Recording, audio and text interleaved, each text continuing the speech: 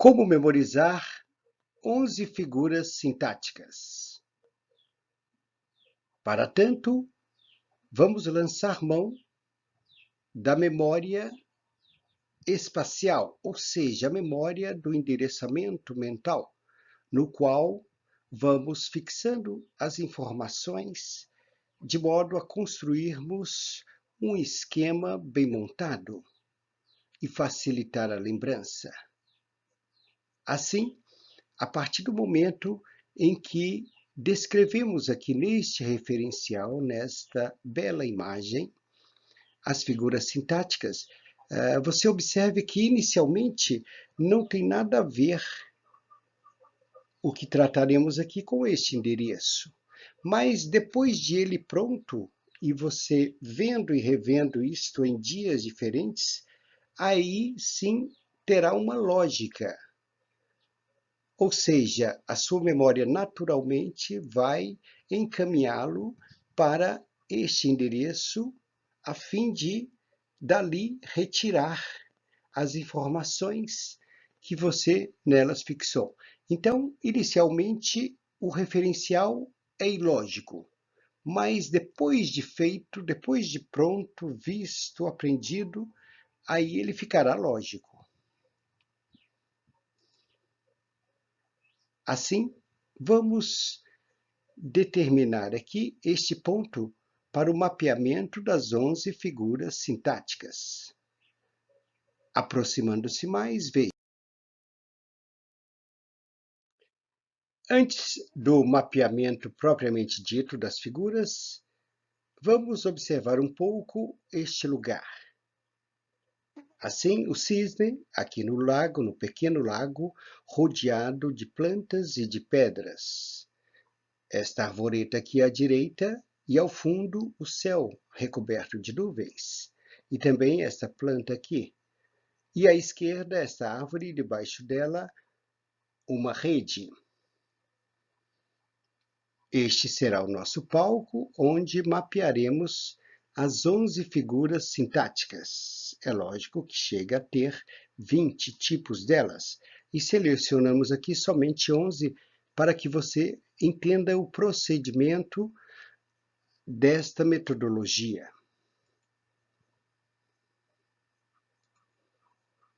Como pode ver, a figura é uma leitora e o nome dela é Ana. Assim, teremos a figura Anacoluto. Para uma melhor análise e a definição e os exemplos, vamos nos aproximar mais.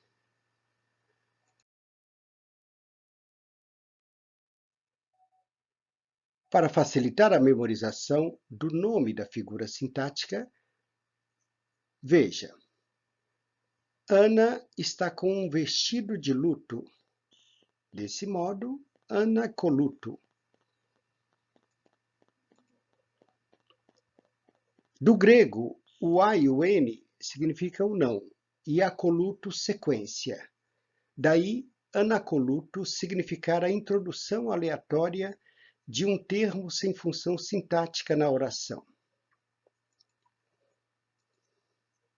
Vejamos dois exemplos.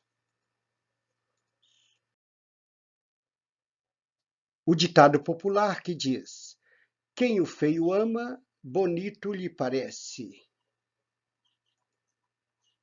Às amigas que lhe falavam sobre a falta de beleza do seu marido, Ana lhes respondeu assim: vou lhes explicar melhor, queridas, agora sem a anacolutia.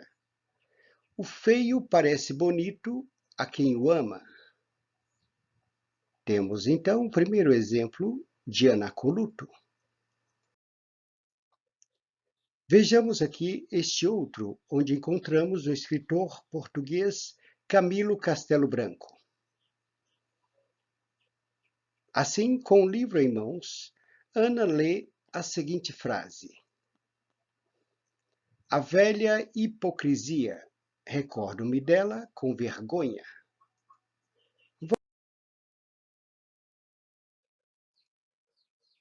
Ao refletir, ela não usa o anacoluto. Então, diz ela, Sem a frase quebrada, o autor quis dizer: recordo-me da velha hipocrisia com vergonha. Ou ainda, com vergonha, recordo-me da velha hipocrisia.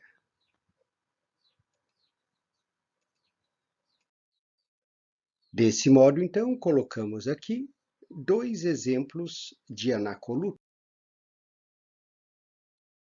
Retornando a este lugar maior, desaparece e vamos à segunda figura sintática, na rede, silepse. E assim, com uma visão mais específica, quem está na rede pede silêncio, psiu. Então, teríamos mais ou menos silepse.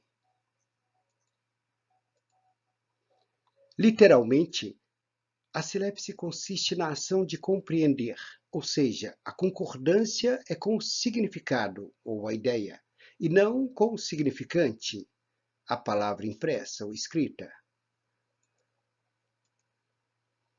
Divide-se em três formas: silepse de pessoa, de gênero e de número. Aqui de pessoa, aqui de gênero e depois de número.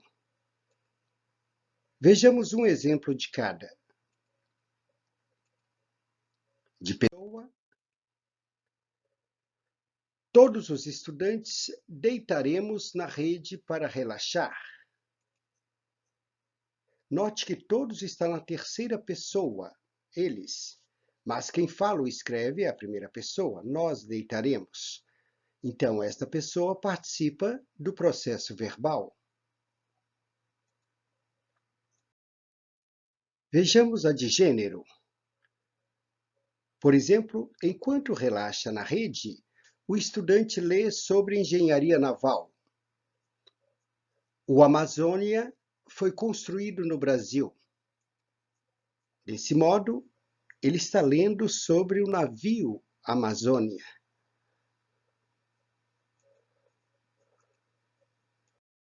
Agora, na silepse de número, temos: a criançada se aproximou da rede e começaram a balançá-la. Assim, o coletivo a criançada exige o verbo no singular, aproximou. Começaram concorda com a ideia plural, ou seja, crianças. Visão das três formas de silepse: de pessoa, de gênero, de número.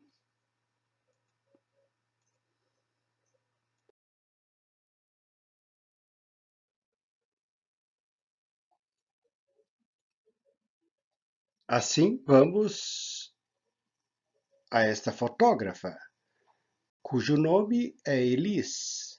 Então, já temos a figura, elipse. E no cisne, ou no cisne fêmea, zeugma.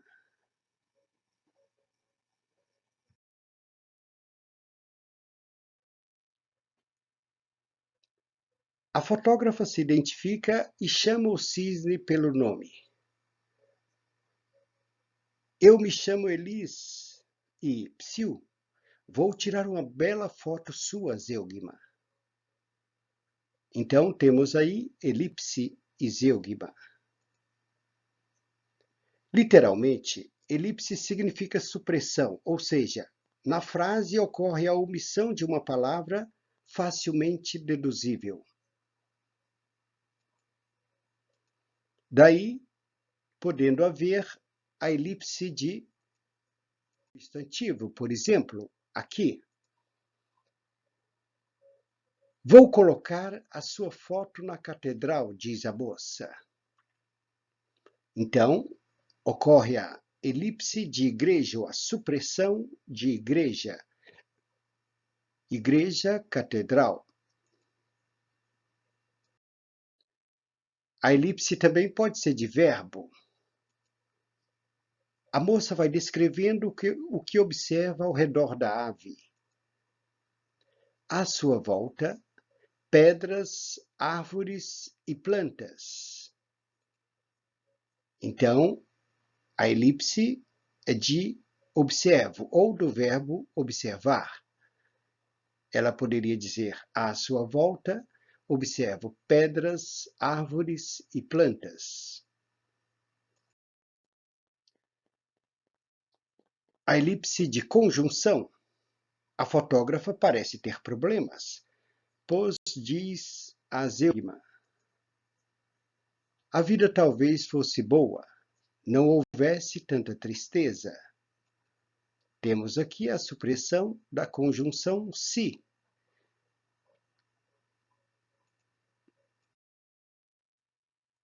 E também de preposição. Ao bater a foto, ela conclui: vou ficar tranquila, paz na consciência, os compromissos em dia. Então, a supressão de com, que seria assim: vou ficar tranquila, com paz na consciência e com os compromissos em dia. Recordando, elipse de substantivo, como no caso igreja, né? De verbo, do verbo observar, de conjunção, se, e de preposição, o com.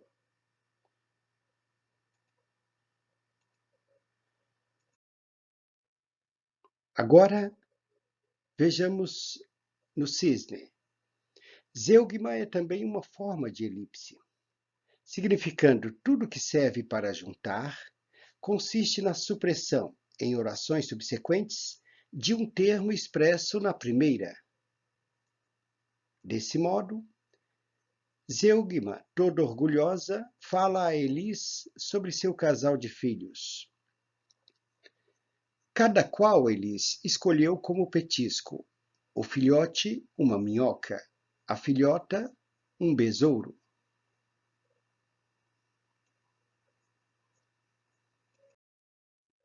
E assim, toda satisfeita, ela vai cantando a estrofe da música de Chico Buarque. O meu pai era paulista, meu avô, pernambucano, o meu bisavô mineiro, meu tataravô baiano. Assim, zeugma aqui é o verbo ser, então era. E na primeira, escolheu.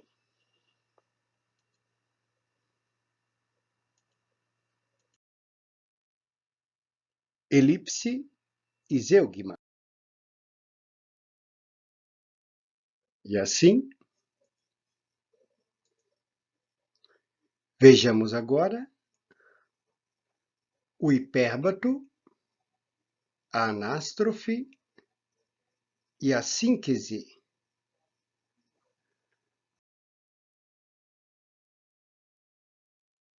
Vejamos então o hipérbato, que poderíamos memorizar da seguinte forma: o hiper de super e o bato de batom. Então, hiperbatom, hipérbato. Do grego significa hiper, que é brusca, e bato, inversão, é uma inversão brusca. Assim, numa frase, a inversão brusca na ordem normal das palavras. Vejamos o exemplo. Mas, como dele, batia dela o coração também. Manuel Bandeira. Ou seja, leiamos de novo. Mas, como dele, batia dela o coração também. Vejamos o seguinte, que ele quis dizer: mas, como o coração dele batia, o dela também.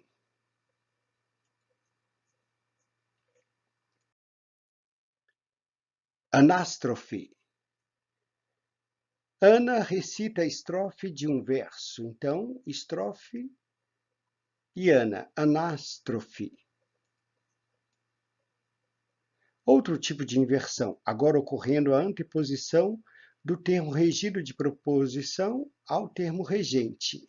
Neste caso, teríamos o seguinte: de paixão, o manto escarlate reveste os lábios. Olha estes lábios aqui vermelhos. Então, este manto escarlate recobrindo-os. Isto é, o manto escarlate reveste os lábios de paixão. Então, teríamos aqui a anástrofe. Síntese. Sim, eu quis. Então, síntese. Considerada por alguns como vício de linguagem, a síntese cria uma inversão que pode comprometer o sentido do contexto, tornando-o ininteligível numa primeira leitura. Vejamos uma na primeira estrofe do hino nacional. No caso, os lábios se movem ao articularem a letra do hino nacional, de Joaquim Osório Duque Estrada. Veja: ouviram do Ipiranga as margens plácidas de um povo heróico e o brado retumbante. Nesse caso, observe, sem a síntese. As margens plácidas do Ipiranga ouviram o brado retumbante de um povo heróico.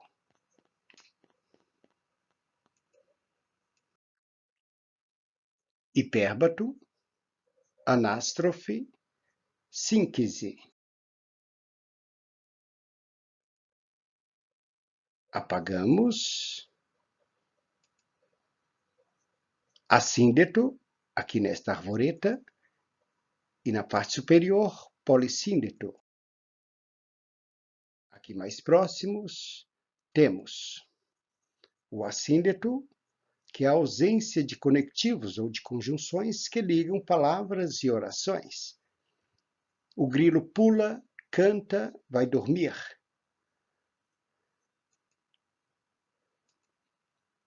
O polissíndeto é o contrário, ou seja, é o uso excessivo e repetitivo de conectivos entre palavras e orações.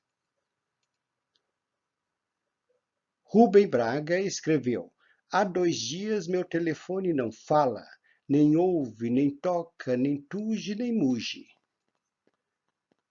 Então, assíndeto, que é a ausência de conectivo, que seria o e, que trocamos pela vírgula, e o polissíndeto, que é justamente um uso excessivo e repetitivo de conectivos.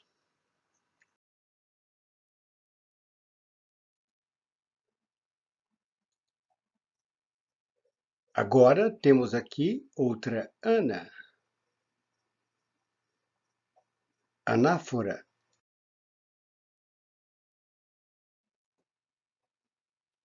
Esta ana diz: estou fora. Então, anáfora, que é a repetição de palavras no início de versos, orações ou períodos.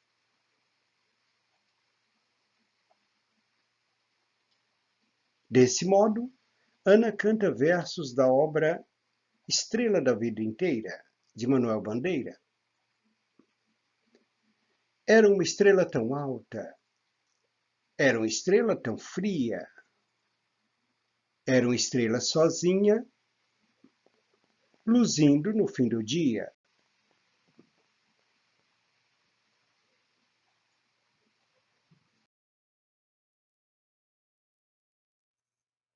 Essa é a 10ª figura e vejamos então a 11ª. Observe a mãe com o bebê. Epanalepse.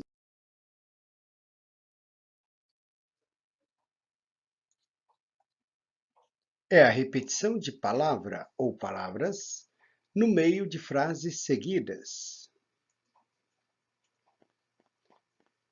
Vejamos um exemplo do padre Antônio Vieira, em Os Sermões, sobre o que ocorre com a nossa atenção em situações diversas da vida. Divertem-nos a atenção os pensamentos.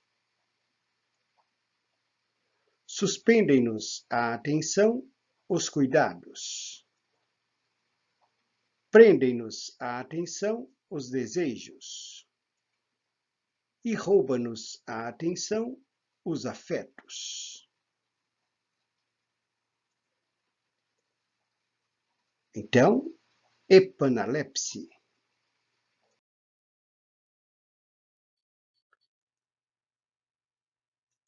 E assim, vejamos o conjunto das 11 figuras sintáticas estudadas.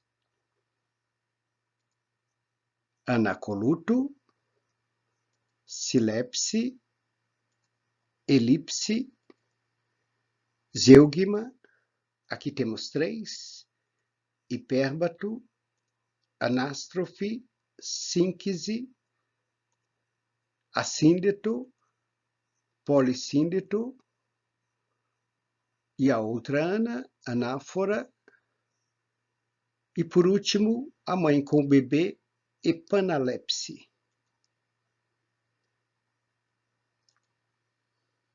Apagamos e, num pequeno teste de lembrança, veja, pelas iniciais, tente recordar as 11 figuras sintáticas.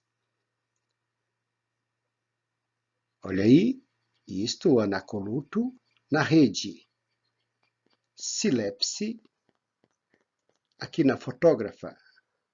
Elipse, no cisne, zeugma. Hipérbato, anástrofe, síncese, assíndeto, polissíndeto, anáfora, epanalepse.